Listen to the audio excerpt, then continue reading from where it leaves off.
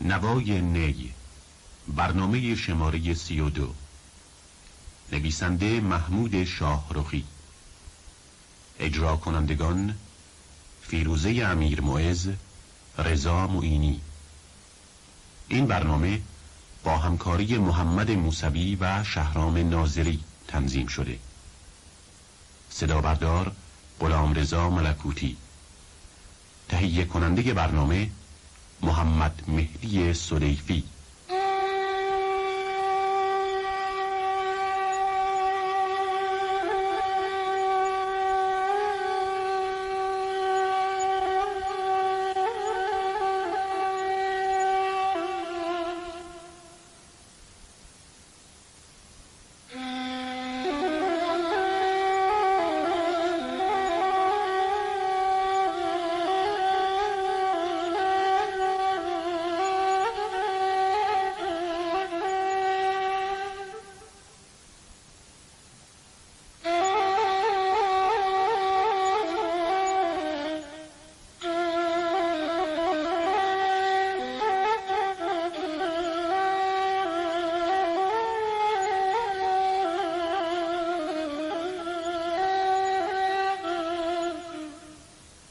بشنو از نی چون حکایت می کند و از جدایی ها شکایت می کند، کز نیستان تا مرا ببریده اند، از نفیرم مرد و زن نالیده اند.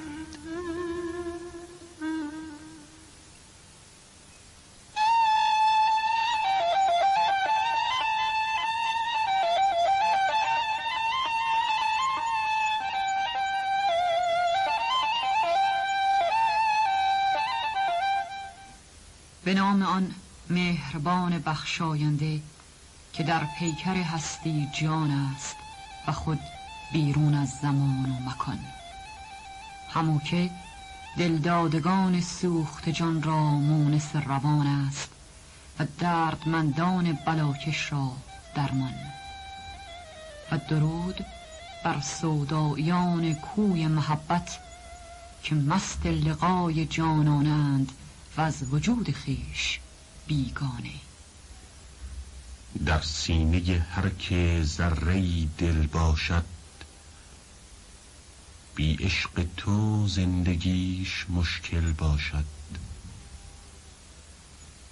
با زلف چو زنجیر گره در گرهت، دیوانه کسی بود که عاقل باشد. از این پیش گفتیم که مولانا را چون با شیخ کامل و مکمل سید برهان الدین دیدار دست داد و شرف صحبت آن مرد الهی را دریافت، دست ارادت به دامان آن عارف راه بین زد و به آیین طالبان حقیقت وجود خیش را تسلیم وی کرد تا در پرتو ارشاد آن مقتدا و پیشوای روحانی به سرمنزل قرب و شهود رسد. و اینک بقیه ماجرا. برهان الدین مولانا را به معرض آزمون درآورد و او را در هر باب بر جمیع دانش‌ها و علوم زمان خیش قادر و توانا یافت.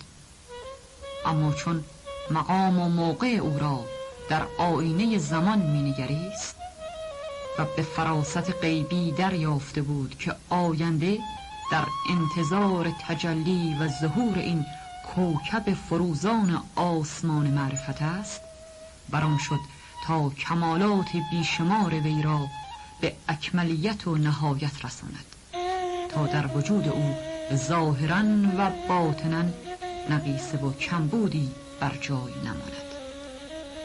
از این رو پس از 1 سال همدمی و همصحبتی به مولانا توصیه کرد که به سوی شام مسافرت کند و چندی در آن سامان که مرکز علم و دانش و مجمع ارباب معرفت و بینش بود به سر برد و از محضر فحول علما و اکابر عرفا بهره‌مند و مستفیض گردد.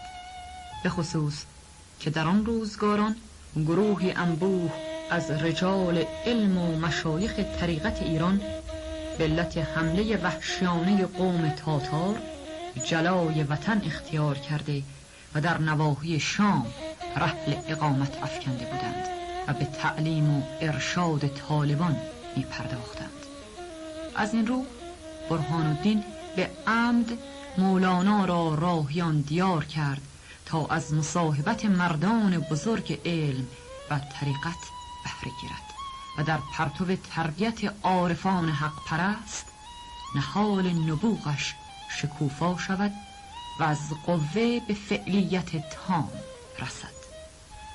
هله هشدار که در شهر دو سه طرارند که به تدبیر کله از سر مه بردارند.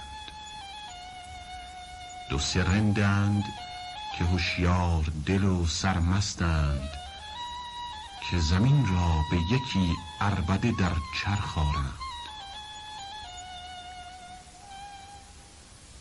سردهانند که تا سر ندهی سر ندهند. ساقیانند که انگور نمی افشارند. یار آن صورت غیبند که جان طالب اوست. همچو چشم خوش او خیره کش و بیمارند. مردمی کن برو از خدمتشان مردم شو، زان که این مردم دیگر همه مردم خوارند.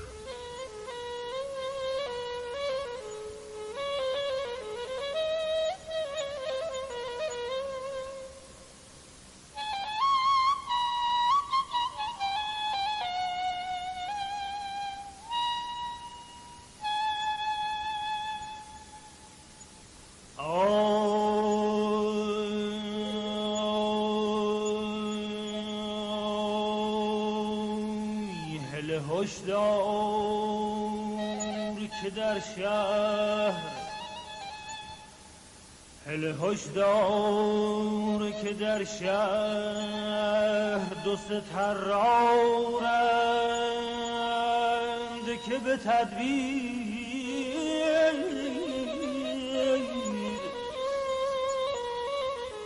تدبیر کلاه از سر مه بردارند که به تدبیر کلاه از سر مه بردارند.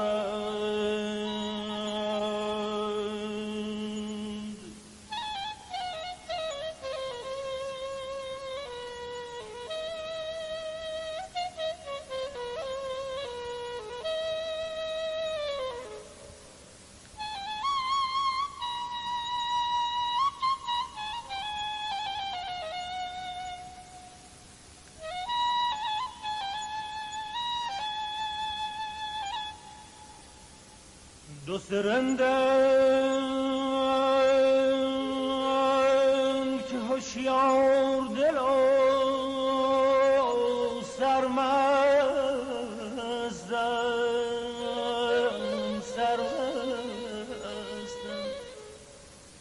که زمین را به یکی عربده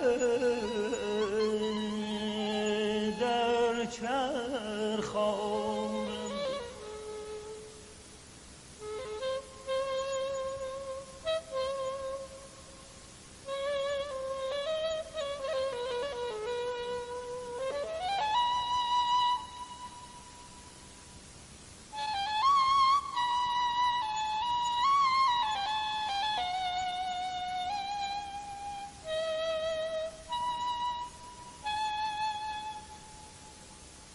دو سه رندند که هوشیار دل و سرمستند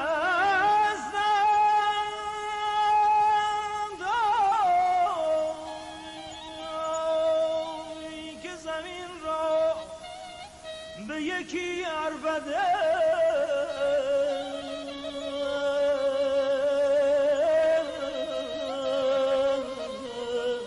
در چرخ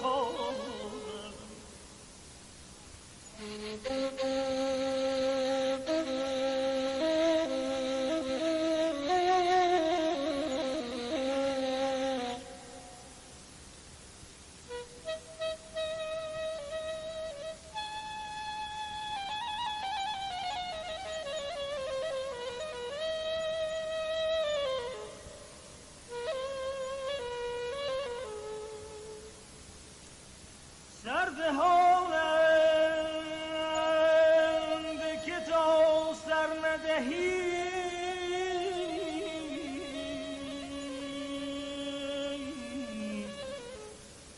سر ندهند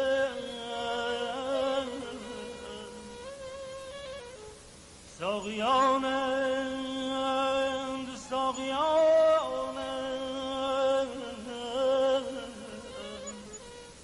که انگور نمی افشارند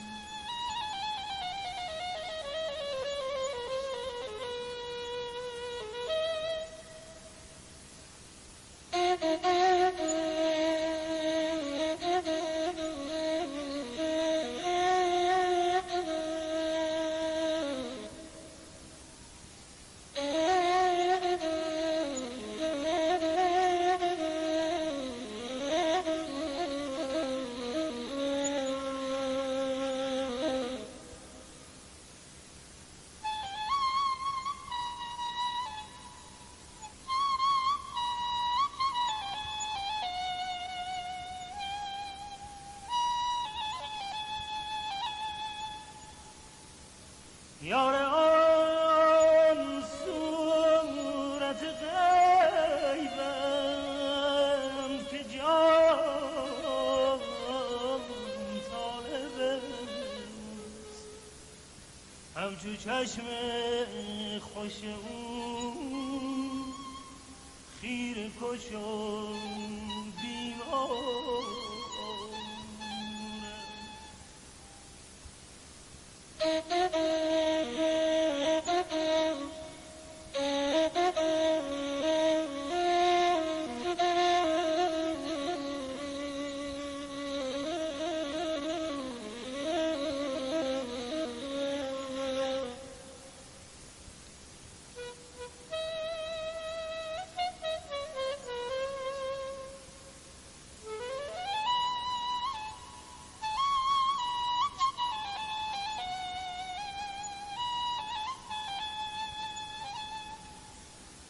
مردمی کن برو از خدمت جان مردم شازم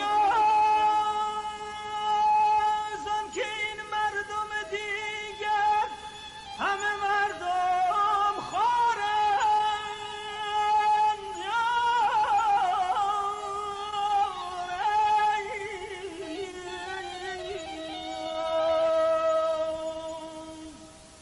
زم که این مردم دیگر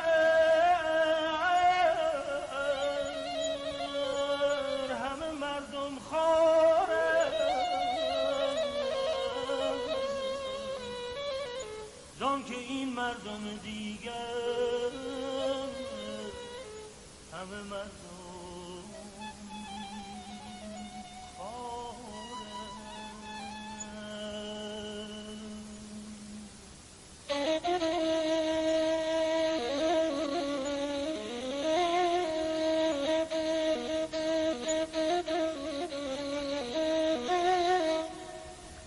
چنانکه یاد شد شام در آن روزگاران مرکز علما و مجمع عرفا بود. علاوه بر آن از دیر زمان چنین شهرت داشت که رجال الغیب و ابدال و اوتاد بیشتر در نواحی شامات و جبل لبنان مقام کردند و نیز در آن عهد شیخ اکبر محی الدین عربی همان اعجوبه بی همانند و سرآمد عرفای نامدار که صاحب تصانیف عظیمی چونان فصوص و فتوحات است در قید حیات بود و در آن سامان می‌زیست و اواخر عمر خویش را می‌گذرانید.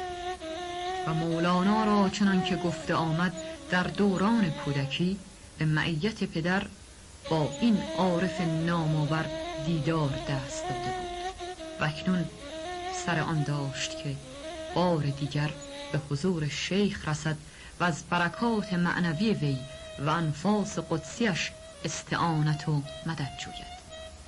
از این رو عنان عزیمت به جانب شام کشید تا مگر با مردان الهی دیدار کند و از مصاحبتشان فیض یاب گردد. یار مردان خدا باش که در کشتی نوح هست خاکی که به آبی نخرد طوفان را. مولانا را در دیوان کبیر یا دیوان شمس غزلی است که در آن از دمشق و برکات آن دیار یاد می کند و به گشایش و فتوحی که در عالم معنا در آن سامان به وی دست داده اشارتی دارد و نیز از صالحیه که آرامگاه شیخ اکبر محی الدین است ذکری به میان آورده و شیخ را می ستاید و به حرمت از او نام می برد. گزیده از آن غزل چنین است: ما عاشق و سرگشته و شیدای دمشقیم، جان داده و دل بسته سودای دمشقیم. زان صبح سعادت که بتابید از آن سو، هر شام و سحر مست سحرهای دمشقیم. در جبل صالح کانیست ز گوهر، زان گوهر تر غرقه دریای دمشقیم. مولانا را در عالم معنا با دمشق رابطه و رمز و رازی است.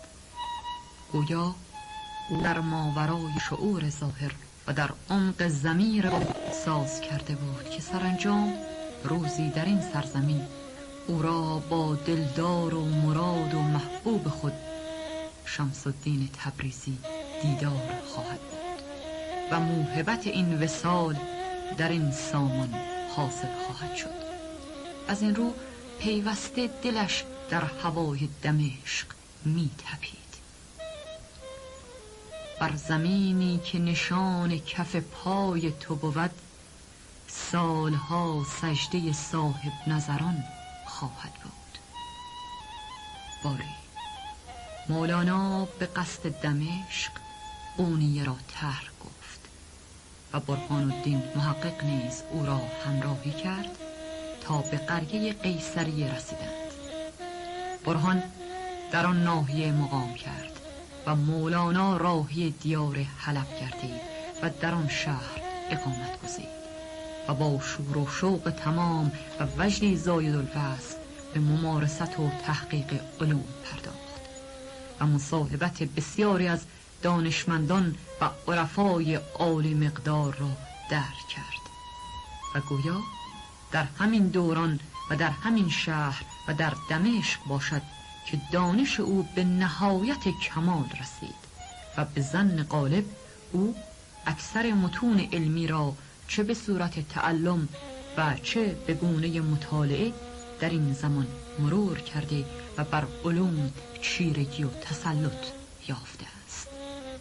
بر ارباب تحقیق و اهل نظر پوشیده نیست که کمتر کسی را از میان مشایخ طریقت و دانشمندان آن عصر میتوان یافت که چنین تسلط و تبحری در علوم یافته باشد. چه او ادیبی توانا، فقیهی صاحب نظر و متکلمی عمیق و مفسر و محدثی ممتاز و فیلسوف و متفکری ژرف‌اندیش است که با دیدی نافذ و بصیرتی تمام مجموعه علوم زمان خود را فرا گرفته است. هرچند که او پس از تحول درونی خویش سخت به دانش‌های مرسوم می‌تازد. وقت آن شد که به زنجیر تو دیوانه شویم، بند را برگسلیم از همه بیگانه شویم.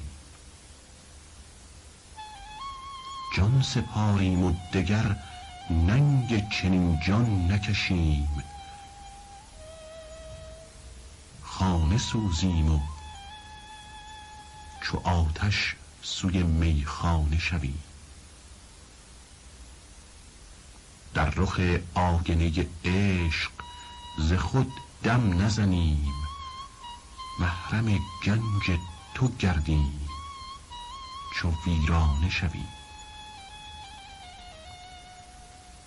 گر که سنگیم پی مهر تو چون موم شویم، گر که شمعیم پی نور تو پروانه شویم.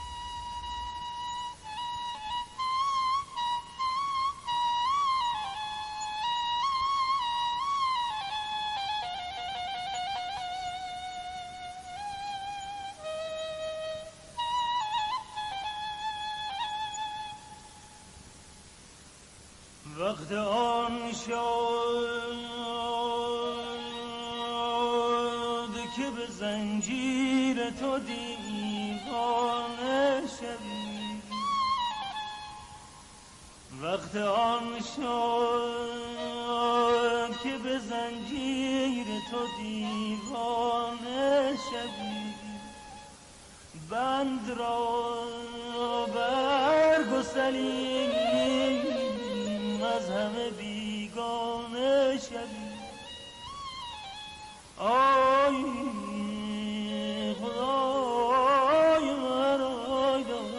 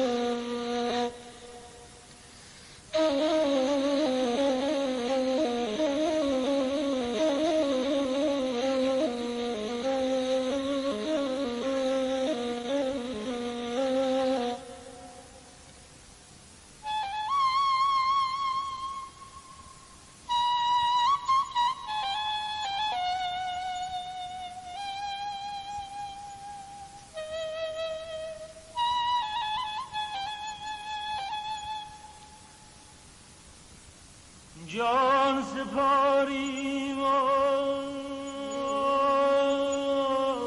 جان سپاریم و دگر ننگ چون این جان نکشیم.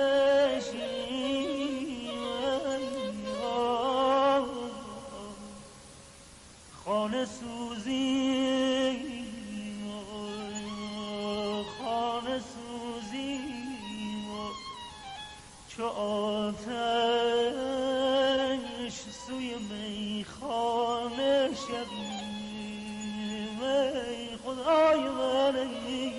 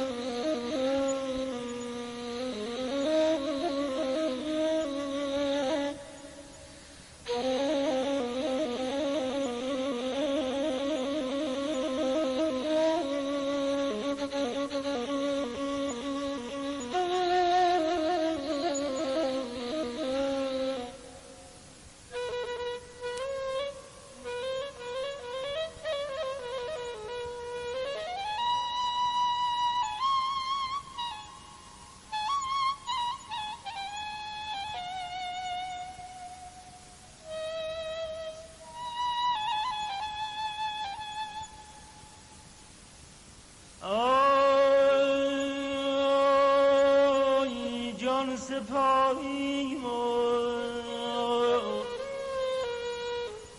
جان سپاهیم دگر ننگ چون این جان نکشیم خانه سوزیم چو آتش سوی میخانه شویم آی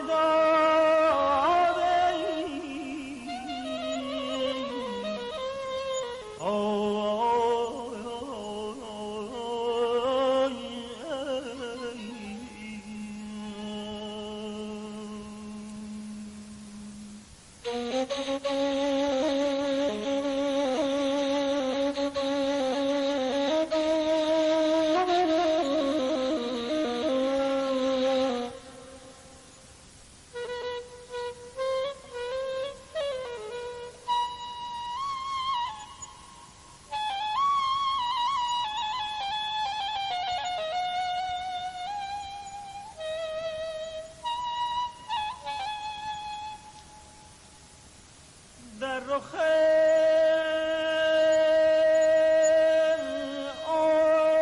آینه‌اش ز خود دم نزنی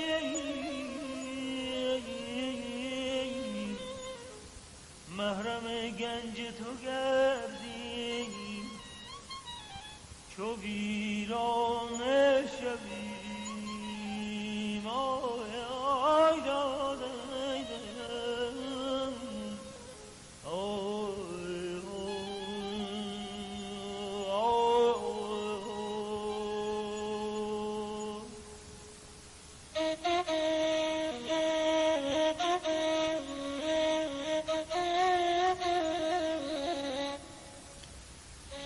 بالجمله مولانا در شهر حلب به تکمیل نفس و تحصیل علم پرداخت و اطلاعات و دانش خود را وسعت بخشید و دارای بینشی تازه شد. مدت اقامت مولانا در شهر حلب به روشنی معلوم نیست و کتب تراجم در این باره تاریخ دقیقی را ذکر نکردند، اما به قرینه و حدس میتوان گفت که او حدود 4 سال در شهر حلب به سر برده، سپس عنان عزیمت به سوی دمشق کشیده است. مدت اقامت مولانا در حلب و دمشق هرچه باشد مهم نیست، چه اینها فرع مطلب است و ما نیز سر آن نداریم که در این موضوع اثری تحقیقی و غیر قابل خدشه عرضه کنیم، بلکه قصد ما آن است که با سیری اجمالی در ترجمه حال این متفکر بزرگ اسلامی او را بیشتر به بعضی از شنوندگان ارجمند بشناسانیم. اگر تا این حد نیز توفیق یابیم به نتیجه مطلوب رسیده ایم.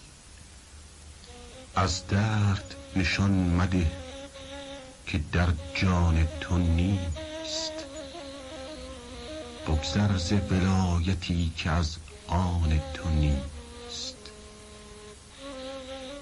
از بی خردی بود که با جوهریان لاف از گوهری زنی که در کان تو نیست.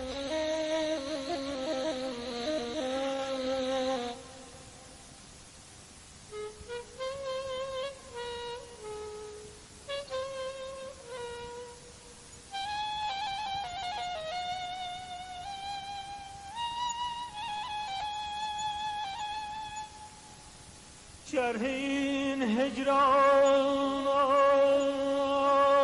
این خون جگر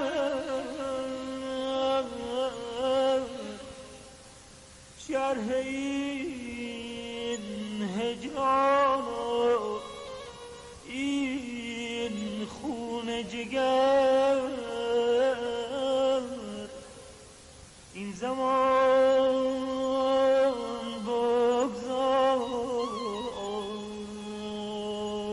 عزیزان بگذار تا وقت دیگر.